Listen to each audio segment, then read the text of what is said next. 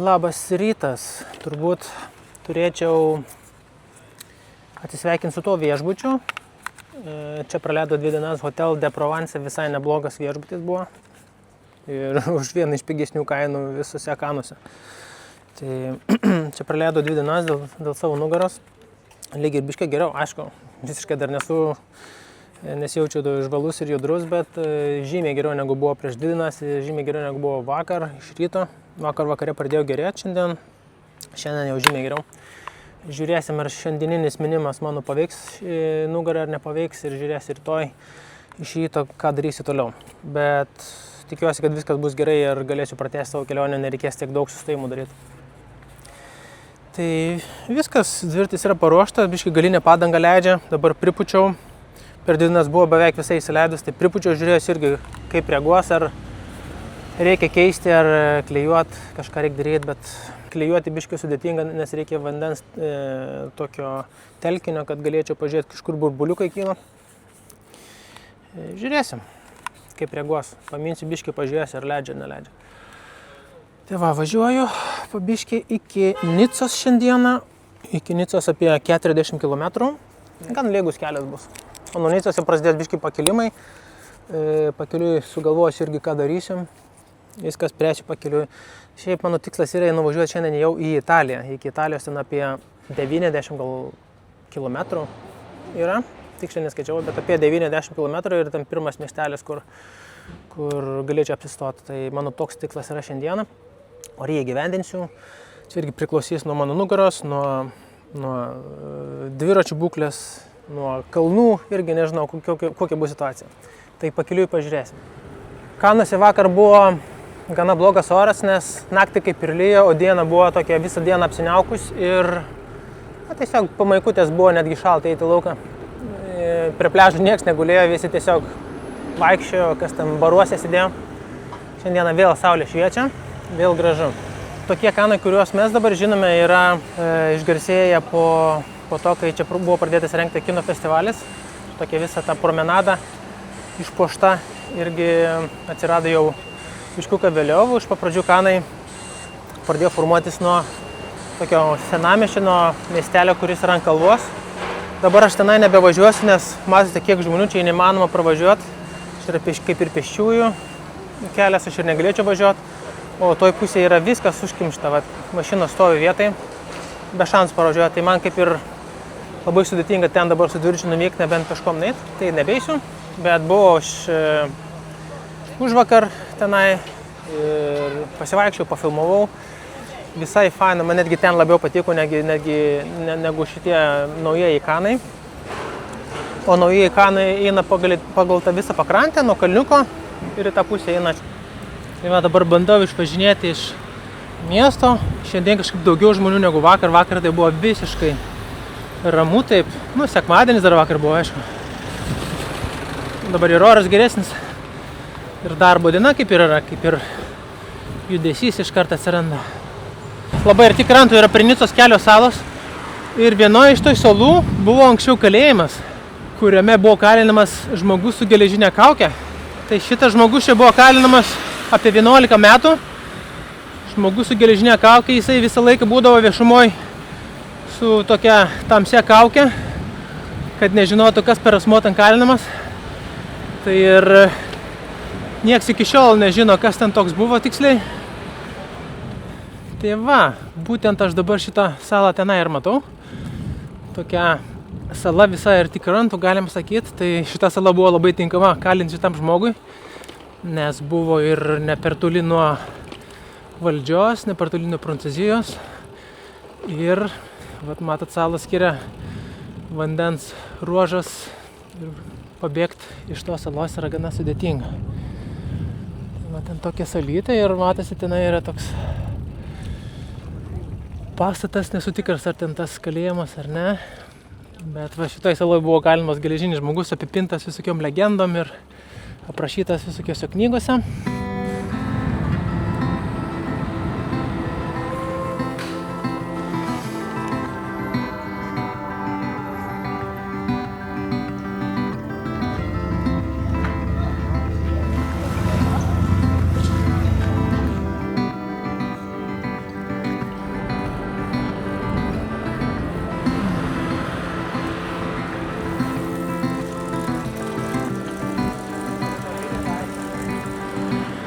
Tai viskas jau.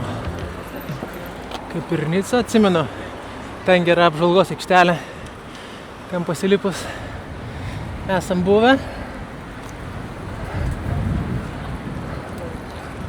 Labai daug žmonių, visi džiaugiasi geru oro, va, ir čia geras vaizdas. Gražiai atrodo, tas pliažas irgi akmenuotas.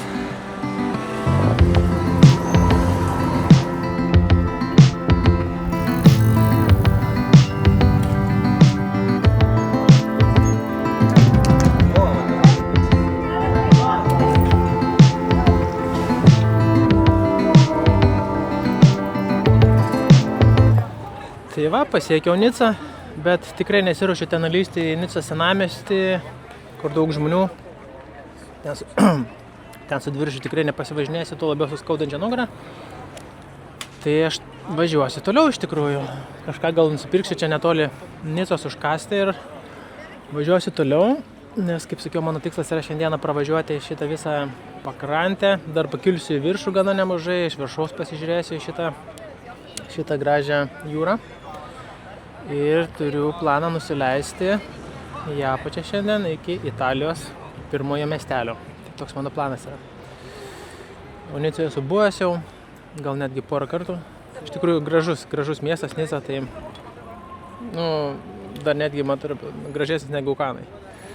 Čia visą tą pakrantę gražiai ir galima užlipti ant kalno, ten pasižiūrėti, viskas čia faina. Ne veltui čia tiek daug žmonių ir yra.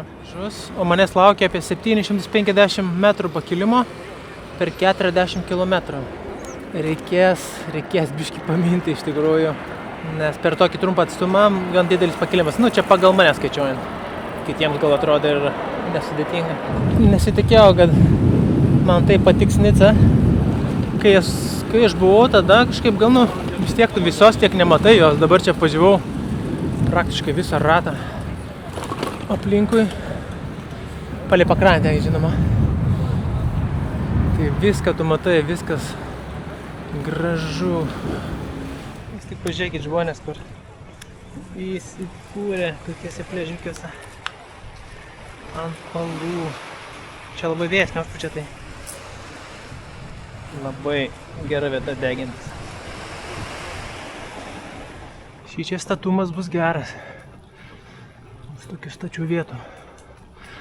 Kol kas dar pompas nėra, bet jau čia už poros minučių bus jau.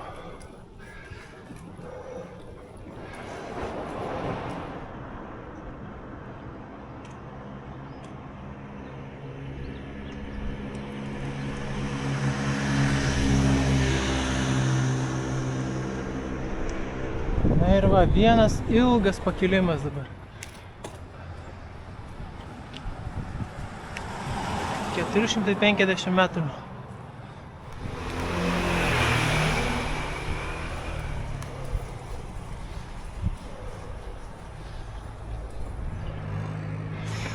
Wow, kokie čia rūmai. Čia visa ta teritorija, žiūrėkit. Su alyvmedžiais. Viskas išpuoselėta, sutvarkyti ir iš čia labai gerai matosi viskas. Ir iš jo jaučio kambarių matosi gerai, ten jūra viskas. Sustojau, nes išsikrovė mikrofonas. Reiks kištelt, pakraut. Ir aišku, pailsėti. Neprašal. Nors kažkaip taip užsipumpavo tos kojas ir varai savo. Varai. Va taip va. Beminant atsirado ir azartas. Sportinis toks interesas užminti nesustojus. Tai liko 7 metrų.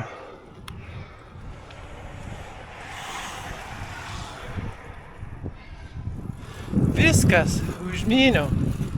Bent jau oficialiai GPS rodo, kad užmynęs esu ant kalno.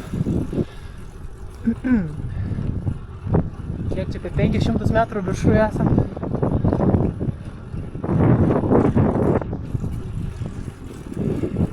Aukštokai.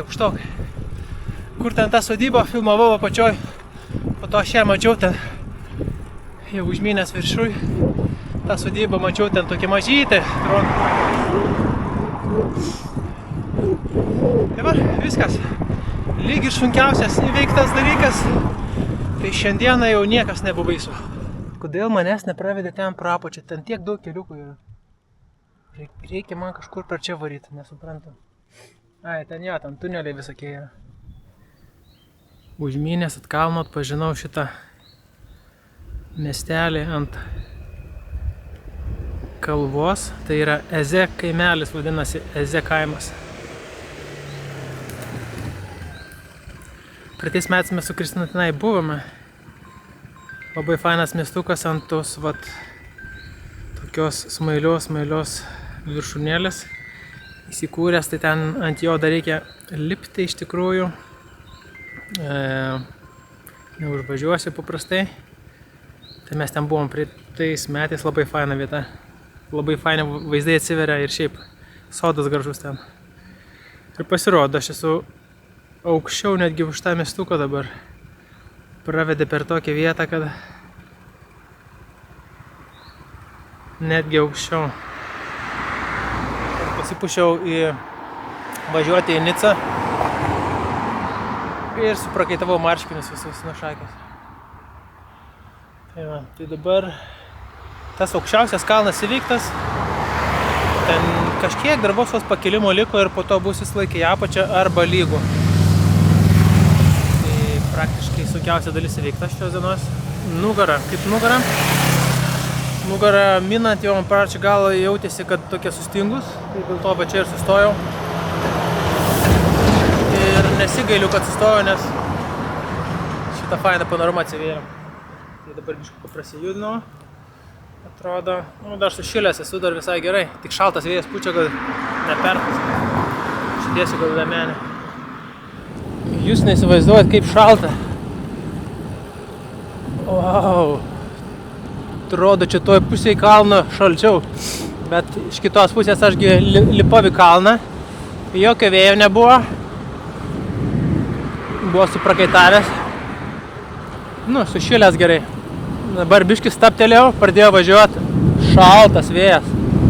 Gerai, kad lemenę užsidėjau. Bet galėjau užsidėti ir striukę jaučiu.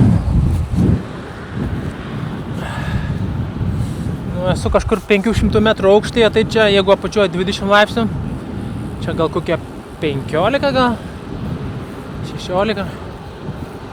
Ir šaltas vėjas, aišku.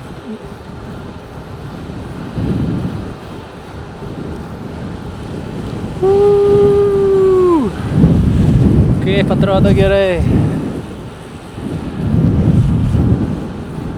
O aš čia kaip mažas vaikas džiaugiuosi. O čia vietiniai dviratininkai žiūri, pravažiuoja, net nesižvalgo čia į tą šoną. Jiems čia kasdienybė. Kasdienybė čia po 1000 pakilimas ir tokie vaizdai. Važiuoja, žiūri, kas čia toksai iškilęs. Galvoju, kad čia dirbtinis kažkoks, bet čia iš tikrųjų iš romėnų laikų palikimas yra. Romėnų laikų palikimas, tipo kaip paminklas pastatytas pagerbti pergalę prieš Alpių gentis. Šitoj vietoj pastatė. Ir tenai nuo jo turi matytis Monakas pasilipus. Bet aišku, tenai negalima lipti. Yra saugoma, aptverta. Apie tokį nežinojau. Irgi įdomi.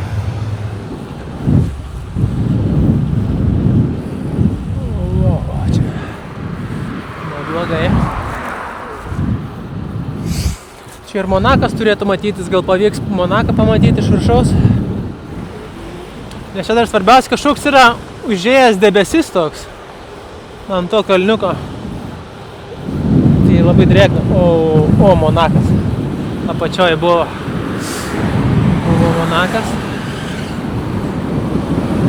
Eina, savo kokie vaizdeliai. Nėra kur sustot. O, kokie vaizdai. Negaliu patikėti. Eina savo.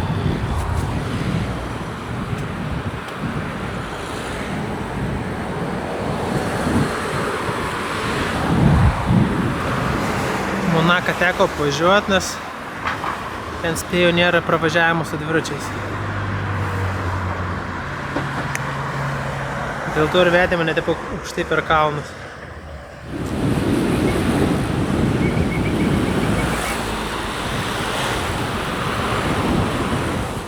Vienas dviratininkas pradėjo švilpauti. Galvoju, čia paukštį švilpauja kažkaip keistai ir kas čia. Va, matosi tas debesis ten ant viršaus, kur yra.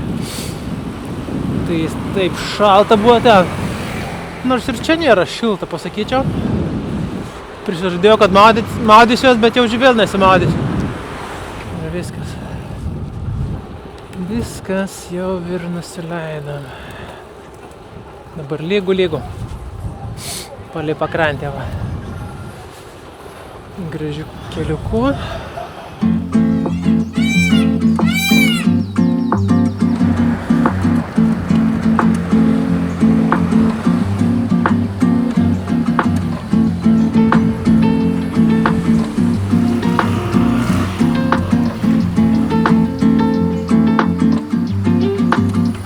Štai matau jau ir ženklą, kad iki Italijos lieka 1 kilometras. Ne pakilimo, o atstumo. Įdomi. Kaip seksis Italiano. Va, muitinė matosi čia. Dar vienas važiuoja. Hello.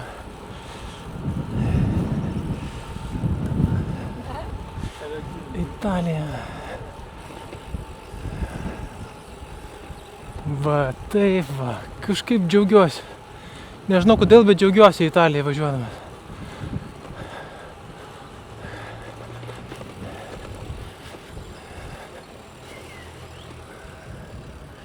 Tai viskas. Tai ką, buongiorno. Jau viskas įvažiavęs į Italiją.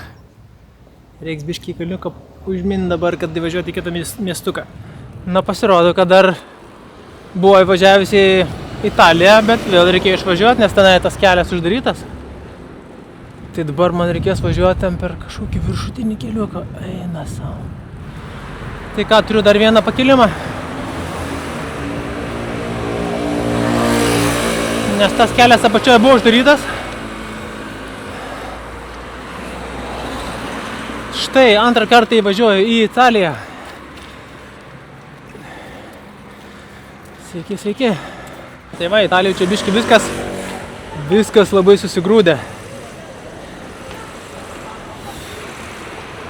Gatvytės siauras. Visi grūdasi, nes nėra vietos iš tikrųjų, kai yra kalnai. Taip, dabar važiuoju aš į pizzeriją, kur aš ją mačiau čia kažkur netoli. Pasiimsiu pizzą, dar nieko nevalgiau šiandien visiškai.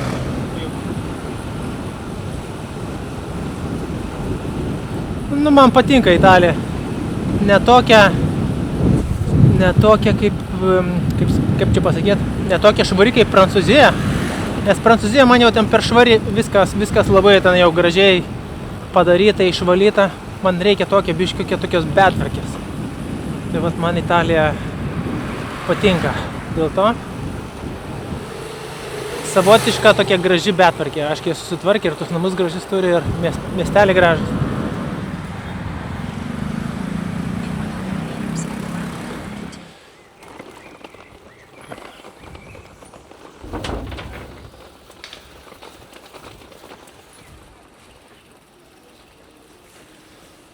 Labai tvarkingas kempingas, gana nedidelis, bet dauguma kemperių.